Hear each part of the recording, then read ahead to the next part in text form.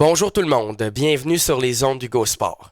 Vous écoutez notre 52e podcast. Dans la vidéo d'aujourd'hui, je vais faire mes prédictions pour le deuxième tour des séries éliminatoires dans la Ligue nationale de hockey et je vais bien évidemment aussi faire un petit survol là, sur la première ronde des séries et je vais commencer tout de suite en parlant de la série des Canadiens entre les Flyers de Philadelphie, parler des Flyers un petit peu, du Canadien aussi. Du côté du Canadien, on a été défait en 6 matchs face aux Flyers de Philadelphie, mais tout de même, le spectacle a été très bon. On a vu de très belles choses de la part du Canadien. Je pense notamment à Nick Suzuki, Jesperi Kotkaniemi, qui ont démontré ce dont il était capable de faire. Le futur semble très prometteur pour les deux jeunes joueurs qui, selon moi, vont vraiment être les deux grosses vedettes du Canadien dans quelques années. Ils ont, avec Carey Price, évidemment, transporté l'équipe sur leurs épaules. Carey Price, lui aussi, il a été très solide devant le filet du Canadien. On le sait qu'il est un gardien de but établi dans la Ligue nationale de hockey, mais ça faisait longtemps qu'on ne l'avait pas vu performer de la sorte. Shea Weber a été très solide aussi. Jeff Petrie, Ben Chariot à la ligne bleue a joué du très gros hockey là, durant les séries éliminatoires.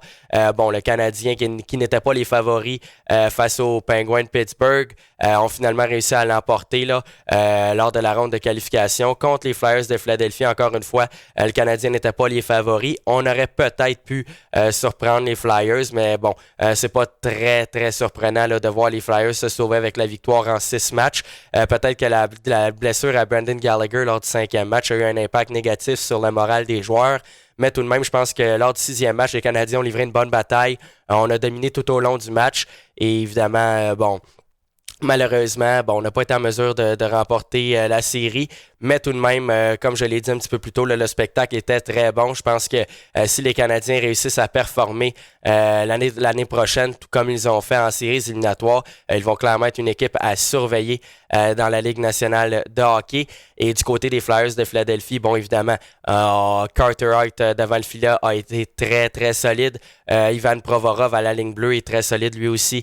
Évidemment, en attaque, on a Kevin Hayes, Claude Giroux, Jakub Voracek. Les joueurs des Flyers de Philadelphie ont été dominants au cours de la série. Et évidemment, on avait Carey Price devant le filet du Canadien. Donc, ça n'a pas été facile pour les Flyers. Ils ont travaillé fort, évidemment. C'est pas très surprenant, comme je l'ai dit un petit peu plus tôt, de voir les Flyers se sauver avec la victoire. Ils affrontent les Islanders de New York au moment où j'enregistre la vidéo. Les Islanders mènent 1-0 dans la série. Et les Islanders, de leur côté, ont surpris la planète hockey en éliminant les Capitals de Washington assez facilement. Je pense que les Capitals n'étaient pas au rendez-vous. Je m'attendais à ce que les Capitals livrent une meilleure bataille. Mais du côté des Islanders de New York, faut parler d'Anthony Beauvillier qui est très, très, très, très bon dans l'uniforme des Islanders de New York. On a aussi Brock Nelson, Joshua Bailey, Jean-Gabriel Pajot, Matthew Barzal devant le filet. Varlamov est très solide. Au moment où j'enregistre cette vidéo, il a une moyenne de buts alloués d'1,50. Du côté des Islanders de New York, on est solide. Cependant, je ne les vois pas éliminer les Flyers de Philadelphie.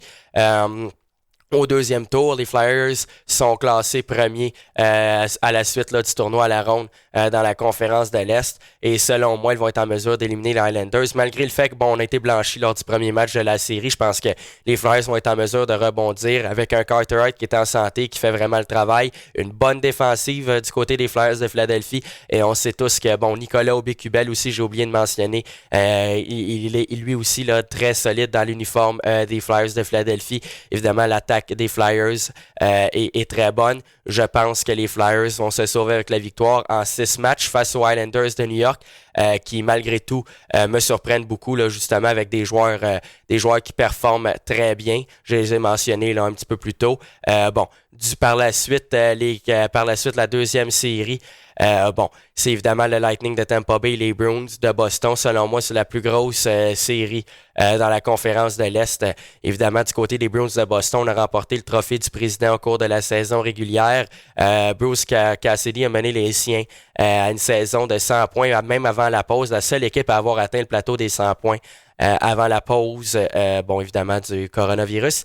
Les Bruins de Boston, cependant, ont eu des difficultés en séries éliminatoires, notamment au tournoi à la ronde. On a été en mesure de rebondir face aux Hurricanes de la Caroline. Par contre, contre le Lightning de Tampa Bay, qui est selon moi la meilleure équipe là, qui est les favoris, en fait, là, pour remporter la conférence de l'Est. Je pense que ça va être difficile. Évidemment, du côté du Lightning de Tampa Bay, Steven Stamkos n'est pas en uniforme, mais tout de même, on a des joueurs qui performent. Je pense notamment à Braden Point, qui a 12 points en ce moment dans la Ligue. Depuis le début des séries éliminatoires, Nikita Kucherov est très solide aussi. Victor Hedman à la ligne bleue fait du bon travail. Tyler Johnson aussi. Yannick Gourde sur la troisième unité est très solide. On sait tous aussi que Andrei Vasilevski devant le filet du Lightning de Tampa Bay est en mesure de livrer la marchandise. Du côté des Bruins de Boston, Tuukka Rask a quitté la bulle. Selon moi, ça va être justement, c'est un point tournant là, justement lors de la série face au Lightning de Tampa Bay, d'avoir Yaroslav Halak qui fait du bon travail vraiment devant la cage des Bruins, mais de l'avoir comme partant et comme gardien numéro 1, c'est un peu, je pense que les Bruins de Boston sont désavantagés au niveau des gardiens de but. Du côté de l'attaque, on sait que les Bruins de Boston, bon, on a un premier trio qui est extraordinaire, Patrice Bergeron, David Pasternak et évidemment Brad Marchand. On a aussi David Krejci qui est très solide là, au centre de la deuxième unité. Évidemment, 10 points du côté de Krejci en 10 matchs. Du côté de Brad Marchand, on a 11 points. Pasternak a été blessé là, au cours de la première ronde, mais il est en santé, il est de retour. Charlie McAvoy à la ligne bleue est solide. Charlie Cole, lui qui est bon aussi. Charlie Cole avec 4 points. Du côté des Bruins de Boston, je pense vraiment qu'on a une formation équilibrée, sauf peut-être le quatrième trio, mais tout le reste, les Bruins sont très solides. Tout de même, je pense que le Lightning de Tampa Bay, malgré le fait que Stamkos, comme je l'ai dit un petit peu plus tôt, n'est pas en uniforme, vont se sauver avec la victoire. Je pense que, bon, tout simplement, du côté de l'attaque, je dirais que les deux formations sont à peu près du même niveau.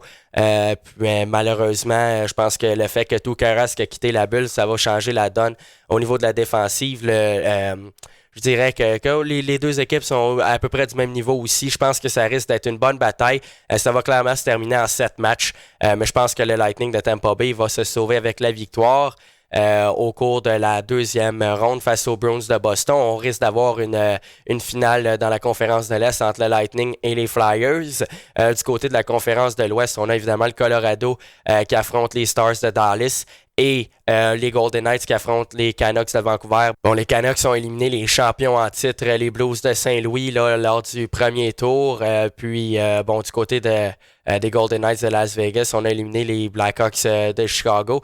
Au moment où j'enregistre cette vidéo, c'est 1-1 dans la série. Je pense que les Golden Knights vont l'emporter, évidemment. On a deux bons gardiens de but là, devant le filet. On a Robin Lehner et Marc-André Fleury. Évidemment aussi du côté des Golden Knights. On a Shea Theodore à la ligne bleue qui est le meneur au chapitre des points chez les Golden Knights de Las Vegas. Mark Stone, Riley Smith qui connaît de très bonnes séries. Alex Stock, Jonathan Marchessault. On a une très bonne attaque devant le filet. On est solide en défensive aussi. On est classé premier dans la conférence de l'Ouest suite au tournoi à la ronde. Je pense que les Golden Knights vont poursuivre en finale de conférence de l'Ouest. Et je dirais que les Golden Knights qui affrontent les Canucks, je pense que ça va se terminer en 6 matchs. Du côté de l'Avalanche du Colorado et des Stars de Dallas, l'Avalanche était clairement les favoris selon moi au début de la série, mais au moment où j'enregistre cette vidéo, les Stars de Dallas mènent la série 2-0. Je crois tout de même que l'Avalanche va être en mesure de rebondir. On sait que du côté de l'Avalanche, on a une très bonne attaque. Je pense notamment à Nathan MacKinnon, Nazem Kadri, Gabriel Landeskog. On a aussi Mikko Rantanen. 18 points du côté de MacKinnon. Il est le meneur au chapitre des points dans la Ligue nationale de hockey durant le tournoi printanier. Mais là, malheureusement, c'est pas le tournoi printanier, c'est le tournoi plus d'été, là, mais tout de même, durant les séries éliminatoires, Mikko Rantanen, 13 points, Nazem Kadri, 12 points, Landeskog, 11 points, Burakovsky, 8 points. On a une très bonne attaque, selon moi, on va être en mesure de rebondir. Évidemment, devant le filet aussi, on a deux bons gardiens de but qui font le travail. Je pense que l'Avalanche du Colorado va être en mesure de battre les Stars de Dallas. Évidemment, du côté des Stars, on a Miro Heiskanen, un défenseur qui est très, très, très solide. 14 points en 11 matchs depuis le début des séries éliminatoires. On a aussi Joe Pavelski. On a Corey Perry, on a Alexander Radulov, Jamie Benn, John Klingberg, Tyler Seguin, Jamie Oleksiak. Plusieurs joueurs qui sont en mesure de faire la différence lors d'un match. Je pense que ça va être une série chaudement disputée, mais je pense que l'Avalanche du Colorado va l'emporter en 7 matchs. Donc, selon moi, on va avoir évidemment une série entre les Golden Knights et l'Avalanche du Colorado pour la conférence de l'Ouest. Du côté de l'Est, ça va être le Lightning et les Flyers, selon moi, qui vont s'affronter. Et puis, c'est ce qui va compléter la vidéo. J'espère que vous l'avez apprécié. Si oui, n'oubliez pas de la liker, de vous abonner à la chaîne, d'interagir avec nous dans les commentaires. Et puis, on va se revoir dans une prochaine vidéo. Donc, merci beaucoup et au revoir.